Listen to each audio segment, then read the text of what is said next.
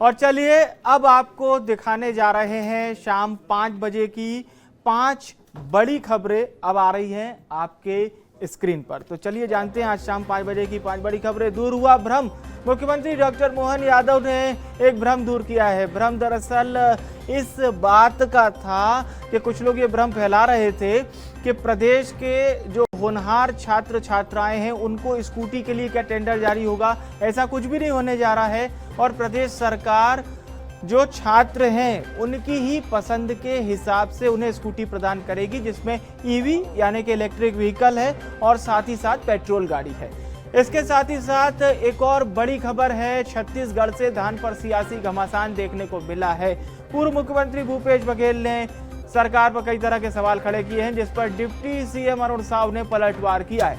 इंदौर में डीजे पर एक्शन लिया गया। बताया जा रहा है कि नियम विरुद्ध यहां पर डीजे चलाया जा रहा था, जिस पर बड़ा एक्शन लिया गया है। साथ ही साथ जिले भर के डीजे संचालकों को चेतावनी जारी कर दी गई है।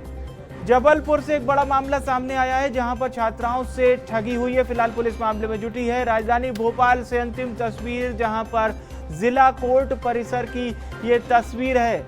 जिला कोर्ट परिसर में एक मुस्लिम युवक यहां पर बाकायदा कोर्ट मैरिज के लिए पहुंचा था, लेकिन ये जो आप मारपीट की तस्वीरें देख रहे हैं, ये कोई पुलिस बल के लोग नहीं है, ये वकील नहीं है, ये जज नहीं है। और अगर जज और वकील होते तो भी इन्हें ये पात्रता नहीं है कि ये कोर्ट परिसर में या कहीं भी सार्वजनिक परिसर में इस तरह की मारपीट करें।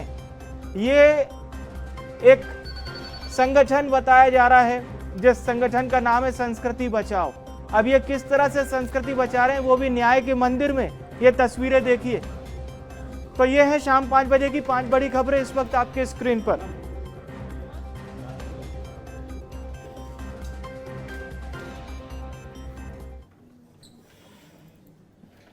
और चलिए खबरों का सिलसिला शुरू करते हैं। प्रदेश के मुख्यमंत्री डॉक्टर मोहन यादव ने एक भ्रम दूर किया है। भ्रम दरअसल इस बात का था कि मुख्यमंत्री डॉक्टर मोहन यादव ने होनहार मेधावी छात्र छात्राओं को जो स्कूटी की चाबी सौंपी है, क्या इसको लेकर कोई टेंडर होगा। इस तरह के किसी भी भ्रम से मुख्यमंत्री डॉक्टर मोहन यादव ने भ्रम दूर करते हुए साफ तौर पर कहा है कि डायरेक्ट इन विद्यार्थियों के खाते में पैसे दिए जाएंगे।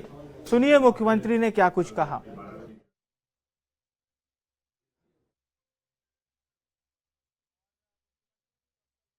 इसे लेकर जो जानकारी दी है इसमें उन्होंने बताया है कि हम पसंद का जो स्कूटर है वो देंगे।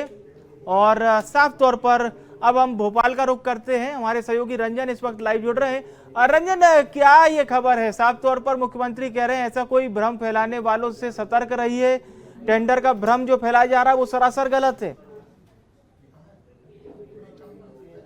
जी बिल्कुल, देखिए अगर हम बात करें तो मुख्यमंत्री डॉक्टर मोहन यादव ने अब से 2 दिन पहले ही जो है बच्चों को स्कूटी की राशि और स्कूटी जो है वितरित की है, जिसमें कि पेट्रोल स्कूटी से लेकर के स्कूटी जो है वो है 12वीं कक्षा में जिस भी छात्र ने अच्छा प्रदर्शन किया है उनको जो है मुख्यमंत्री डॉक्टर मोहन यादव ने स्कूटी प्रदान करने का काम किया है। लगभग प्रदेश भर से जो है अलग अलग जिले से यहाँ पर छात्र पहुँचे थे और सभी को जो है स्कूटी देने का काम मुख्यमंत्री डॉक्टर मोहन यादव ने किया है। लेकिन कहीं ना कहीं इसको लेकर के विपक्ष जो है लगातार सवाल उठा रहा था कि सरकार की योजनाएं जो है वो बंद होती जा रही है, क्योंकि आप देखेंगे तो स्कूटी वाली जो योजना है वो पिछले कई सालों से जारी है। लेकिन विपक्ष का साफ तौर पर कहना था कि सरकार को जगाने का काम जो है विपक्ष ने किया है और इससे पहले सरकार की कोई मंशा नहीं थी कि विद्यार्थियों को जो है स्कूटी देनी है। अगर ऐसी कोई मंशा रहती तो बजट में जो है इसका प्रावधान किया जाता। लेकिन आज मुख्यमंत्री डॉक्टर मोहन यादव ने ये बात साफ कर दी कि ऐसी कोई भी मंशा हमारी नहीं थी। हम लगातार जो है प्रत्येक योजनाओं को लेकर के आगे बढ़ रहे हैं, खास करके छात्रों के भविष्य को देखते हुए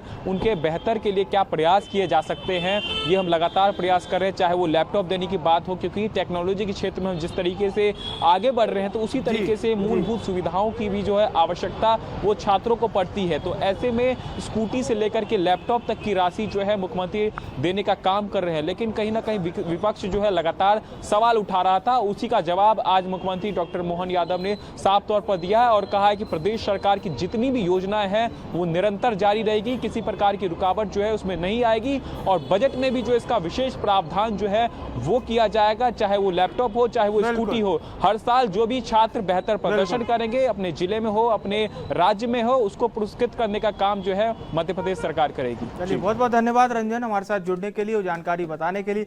चलिए अब खबरों में आगे बढ़ते हैं और बात करते हैं छत्तीसगढ़ की। यहाँ पर धान पर घमासान हो रही, धान खरीदी तो हो चुकी है लेकिन इस पर सियासत देखने को मिल रही है। सियासत से बात की है कि पूर्व मुख्यमंत्री भूपेश बघेल ने कई तरह के सवाल खड़े किए और पूर्व मुख्यमंत्री सवाल कर रहे हैं प्रदेश सरकार से। कुछ दावे भी उन्होंने किए और ये भी कहा कि अगर कांग्रेस की सरकार होती तो धान का सही पैसा किसानों को मिल रहा होता।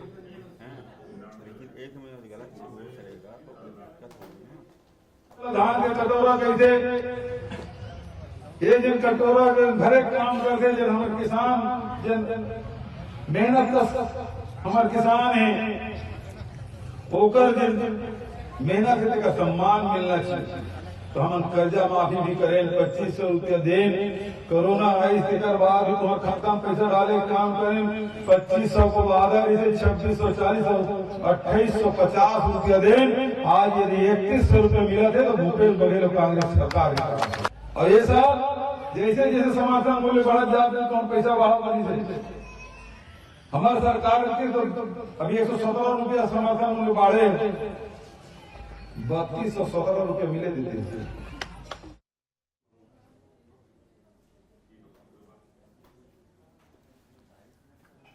और चलिए सीधे अब रायपुर का रुख कर रहे हैं। इस बड़ी खबर पर हमारे साथ हमारे state editor doctor Avdhesh Mishra हमें ज्वाइन कर रहे हैं। अवधेश जी, इस बात को बहुत अच्छे से आप बता सकते हैं हमारे दर्शकों को भी, भूपेश बघेल जी का ये दावा कितना दमदार है। कह रहे हैं कि कांग्रेस की सरकार होती तो वाजिब दाम मिल रहा होता, प्रदेश सरकार वो दाम भी नहीं दे पा रही है जो पड़ोसी प्रदेश दे रहा। ये भूपेश बघेल के आरोप है। देखिए विवेक जी, सबसे बड़ी बात यह है कि धान और किसान छत्तीसगढ़ में हमेशा से राजनीति के केंद्र बिंदु रहे हैं, क्योंकि धान का बाहुल्य धान उत्पादन बाहुल्य क्षेत्र है छत्तीसगढ़। धान का कटोरा इसे कहा जाता है और यही वजह है कि लगातार इसमें चाहे साल 2000 हो या 2025 हो, पिछले 25 साल से लगातार धान और किसान पे सियासत होते आई है। 2018 में कांग्रेस ने दरअसल जब घोषणा पत्र अपना लाया, जिसके दम पे कहा जाता है कि कांग्रेस ने सरकार बनाई थी 2018 में, उस वक्त धान का समर्थन मूल्य 2500 रुपए देने का, समर्थन मूल्य मतलब समर्थन मूल्य के अलावा धान जो है 2500 रुपए में खरीदने की बात कही गई थी। लेकिन साल दर साल जब उसके समर्थन मूल्य में बढ़ोतरी हुई तो ये आंकड़ा 2800 के पार पहुंच गया।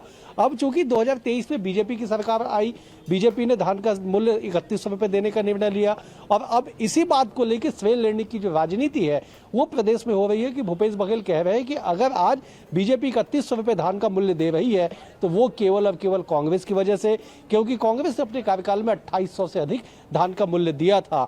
लेकिन उन्होंने भी तंज कसा कि उसी राज्य को भी देख लीजिए, अगर मोदी की गारंटी यहाँ चल रही है तो वहां क्यों नहीं चल रही है। तो कुल मिलाकर विवेक जी यही है कि धान और किसान पे छत्तीसगढ़ में जो सियासत है वो अंतहीन सियासत है। इस सियासत का हल फिलहाल कहीं होता नजर आएगा नहीं, लेकिन इन तमाम सियासत के बीच एक बड़ी और अच्छी खबर ये निकल के आई कि मुख्यमंत्री विष्णुदेव साय ने इस बात का ऐलान कर दिया कि धान का जो अंतर की राशि है, एक मुश्त 12,000 करोड़ रुपए के जो भुगतान है जल्द ही छत्तीसगढ़ के तमाम किसानों को कर दिया जाएगा। दूसरी बड़ी बात यह भी विवेक जी की छत्तीसगढ़ में रिकॉर्ड धान की खरीदी हुई, लगभग 150 लाख मीट्रिक टन से अधिक जो धान की खरीदी हुई जो पिछले 25 साल में कभी भी नहीं हुई थी। सबसे ज्यादा किसानों ने इस साल ही अपना धान बेचा है। तो ऐसे में किसानों की अधिक संख्या, अधिक मात्रा में धान की खरीदी, सबसे सर्वाधिक मूल्य पूरे देश भर में देने की बात कही जा रही है। तो कुल मिला के धान और किसान पे सियासत जारी है। अब इन सियासत के बीच में किसानों का भला होता जब विवेक जी यहाँ पे दिखाई पड़ रहा है। जी बिल्कुल बिल्कुल अवधेश जी, बहुत बहुत शुक्रिया हमारे साथ जुड़ने के लिए और दर्शकों तक इतनी महत्वपूर्ण जानकारी पहुंचाने के लिए। और इस पूरे मामले पर प्रदेश के डिप्टी सीएम अरुण साव का पलटवार सामने आया कांग्रेस पर, वो भी सुनिए। नगरीय निकाय के चुनाव है, 5 साल मुख्यमंत्री रहे भूपेश बघेल, 5 साल में किस शहर के लिए क्या किया ये तो बताएं। 5 साल मुख्यमंत्री रहे, नगरीय निकाय के चुनाव के प्रचार में जा रहे हैं और नगरों के लिए क्या किया, राजधानी रायपुर के लिए क्या किया, एक बड़ी उपलब्धि 5 साल की, जहां पर वो 5 साल रहे हैं। पूरे प्रदेश की सत्ता का बागडोर उनके हाथ में थी। शहरों की दुर्दशा करके राज्य में भ्रम फैलाने का काम कर रहे हैं। छत्तीसगढ़ में कोई एक किसान जिसके धान की कीमत उसको 2500 रुपए मिला हो, 4 किस्तों में दिया, चौथे किस्त में कटौती की। आज हम 3100 रुपया क्विंटल का भाव दे रहे हैं, पैसा को एक मुश्त दे रहे हैं किसानों को। किसानों की तरक्की और बेहतरी के लिए चाहे देश की सरकार हो, प्रदेश की सरकार हो, हमेशा भारतीय जनता पार्टी की सरकारों ने ही किया है। कांग्रेस ने हमेशा किसानों को छला है, गरीबों को छला है, लोगों को धोखा दिया। और चलिए अब खबरों में आगे बढ़ते हैं और बात करते हैं इंदौर की, जहां पर डीजे संचालकों को लेकर बकायदा एक नोटिस जारी किया गया है और पुलिस ने कुछ डीजे जब्त भी किए। बताया जा रहा है कि नियमानुसार यहां पर बाकायदा कार्रवाई की गई है। नियमों के उल्लंघन पर यह बड़ा एक्शन इंदौर में डीजे धारकों पर लिया गया है। तेज डीजे बजाने पर पुलिस ने यह बड़ा एक्शन लिया है और कड़ा संदेश भी दिया है, जिसमें विजयनगर क्षेत्र में क्लब पर पुलिस ने दबिश देते हुए ये कार्रवाई की है।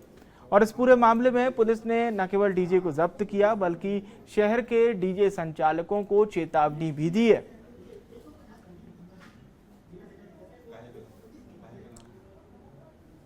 इंदौर से हमारे सहयोगी भारत पाटिल इस वक्त फोन लाइन पर जुड़ चुके हैं। भारत, ये तो बहुत ही विवादित विषय रहा है और सिर्फ इंदौर के लिए नहीं बल्कि अन्य जिलों के लिए भी, क्योंकि सुनने में यही आता है रात 10 बजे के बाद भी बिल्कुल डीजे चलाए जा रहे हैं, जिससे आमजन को बहुत ज्यादा प्रॉब्लम होती है। ये क्या पूरा मामला है, एक बार बताएं हमारे दर्शकों को। जी,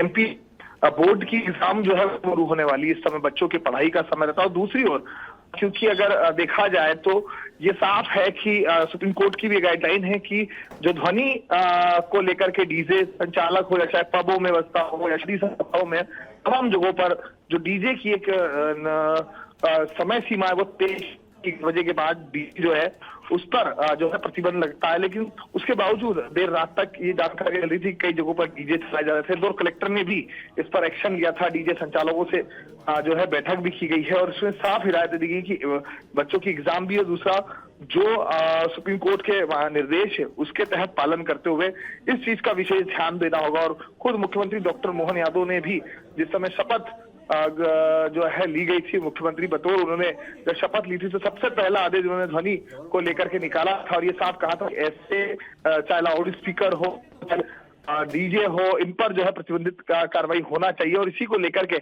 अब ये साफ निर्देश है और इंदौर के आरके क्लब में देर रात तक ये डीजे जो है वो संचालित शराबखोरी चल रही थी। इसी की जानकारी स्थानीय पुलिस में कार्रवाई की गई है। डीजे जो है वो जब्त किया गया है और जो 188 जो कार्रवाई है पुलिस की उसकी धाराओं में मुकदमा दर्ज किया गया और आगे की विवेचना की जा रही है। और ये साफ हिदायत दी गई है कि अब समय सीमा से अधिक अगर डीजे बजाया जाएगा तो उस पर कार्रवाई की जाएगी। और उसके बावजूद भी अगर 3 बार वार्निंग देने के बाद अगर डीजे संचालक जो जितने भी पब क्लब वाले हैं या फिर अन्य जगहों पर जो समारोह होते हैं जहां पर जो अगर देर रात तक अगर ये डीजे बजाए जाएंगे तो उनका लाइसेंस जो है 3 बार समझाइश के बाद उनका लाइसेंस निरस्त करने की भी जो प्रोसेस है वो भी की जाएगी। तो ये साफ है। इंदौर के विजयनगर स्थित आरके क्लब पहुंचे थे जब देर रात तक डीजे जो है वो बजाया जाए। चलिए, बहुत बहुत शुक्रिया भारत तमाम जानकारी दर्शकों तक पहुंचाने के लिए। और चलिए अब जबलपुर से खबर है, जहां बताया ये जा रहा है कि कुछ छात्राओं के साथ साइबर ठगों ने ठगी की वारदात को अंजाम दिया है। अब इस पूरे मामले में फिलहाल पुलिस मामले में जुटी हुई है। माता गुजरी महिला विद्यालय का ये पूरा मामला है, जहां पर छात्राओं से ठगी की गई है। तो साइबर ठगों के निशाने पर छात्राएं, और आपको ये भी बता दें कि ठगों ने तकरीबन 1 दर्जन छात्राओं से यानी कि तकरीबन 12 छात्राओं से रुपए मांगे। एग्ज़ाम फ़ी के नाम पर, स्कॉलरशिप के नाम पर इनसे रुपए मांगे गए हैं और कई छात्राओं ने ऑनलाइन राशि भेज भी दी। जी हाँ, कई छात्राओं ने ऑनलाइन लेन देन भी कर दिया। कॉलेज कर्मचारी बनकर ये ठगी की गई है और फिलहाल पूरे मामले में लगातार जांच जारी है। कल मेरे पास ये बोल के कॉल आया था कि मैं माता गुरजी कॉलेज के अकाउंट सेक्शन से अंकित बर्मन बोल रहा हूँ और आपने अभी तक कितनी फ़ीस की इंस्टॉलमेंट पे कर दी है। तो मैं तो यहाँ के कॉलेज की फैकल्टी हूँ, तो मुझे पता है कि अकाउंट सेक्शन में कोई अंकित बर्मन नहीं है। तो मैंने कहा आप कौन बोल रहे हैं, तब तक में उन्होंने कॉल कट कर दिया। कि हमारी छात्राओं को एक फ़ोन किया जा रहा है, कहीं अननोन नंबर से फ़ोन आ रहा है कि मैं कॉलेज से बोल रहा हूँ, अकाउंट ऑफिस से बोल रहा हूँ, आपकी फ़ीस बची हुई है पेंडिंग, आप आकर अपनी फ़ीस जमा करिए, और नहीं तो मैं लिंक भेज रहा हूँ, अभी आपको देना है फ़ीस, तो मैं QR कोड भेज रहा हूँ, लिंक भेज रहा हूँ, उसमें क्लिक करिए और अपनी फ़ीस जमा करिए, ये बहुत अर्जेंट है। तो छात्रा का कहना है कि हम क्यों करें, हम तो कॉलेज आके करेंगे। छात्राएं भी थोड़ी अवेयर हैं, क्योंकि हम लोगों के यहाँ से कभी इस तरह का फ़ोन कभी किसी को हमने किया ही नहीं है, तो क्यों छात्राएं मानेंगी। पर एक आध छात्र जो है इसका शिकार बन चुकी है, और उसके शायद 8,000 वो कह रही है कि मेरे माइनस हो गए मेरे अकाउंट से, क्योंकि उनका कहना था कि नहीं आपको एकदम TC दे दी जाएगी और आपको अभी फ़ीस देना है। तो बच्चा थोड़ा डर भी जाता है। हाँ, माता गुजरी महाविद्यालय महिला महाविद्यालय से हमको भी एक शिकायत प्राप्त हुई है कि वहाँ कुछ अज्ञात व्यक्ति अज्ञात नंबर से जो कॉल आ रहे हैं कि फ़ीस जमा करने को लेके, और उनके जो है छात्रवृत्ति के संबंध में उनके बार बार फर्जी कॉल आ रहे हैं। उस संबंध में हमें शिकायत प्राप्त हुई है, तो उस संबंध में भी हम उसमें जाँच इसमें की जा रही है कौन से नंबर से कॉल आ रहा है, और इसके लिए साइबर को प्रतिवेदन भी उसमें जारी करके और विस्तृत जाँच करके इसमें अग्रिम वैधानिक कार्रवाई की जा रही है। और चलिए अब खबर भोपाल से है, जहां पर जिला अदालत परिसर में मारपीट की घटना सामने आई है। बताया जा रहा है कि एक युवक यहां पर पहुंचा हुआ था। जिला अदालत परिसर में यह हंगामा देखने को मिला है, और आप देख सकते हैं ये संस्कृति बचाओ मंच के कार्यकर्ता बताए जा रहे हैं जो मुस्लिम युवक की पिटाई कर रहे हैं। लेकिन चौंकाने वाली बात यह है, ठीक है आप युवक पर लव जिहाद के आरोप लगा रहे हैं, पर यह आपको मारपीट करने की पात्रता किसने दे दी। संवैधानिक तौर पर आप भी तो गैर कानूनी कार्य करें। कोर्ट मैरिज के लिए मुस्लिम युवक पहुंच जाता है, और वो भी कोर्ट परिसर पहुंच रहा है। वो ये भी आप समझिए, ये जिला अदालत परिसर है, राजधानी भोपाल की ये जिला अदालत है। अब इस पूरे मामले में कोर्ट क्या निर्णय लेती है ये देखने वाली बात होगी, क्योंकि कोर्ट परिसर में इस तरह की मारपीट या सार्वजनिक किसी भी जगह पर इस तरह की मारपीट अनुचित है, असंवैधानिक है, गैर कानूनी है। और फिलहाल के लिए 5 का पंच में मेरे साथ इतना ही। आप देखते रहिए BS TV। नमस्कार।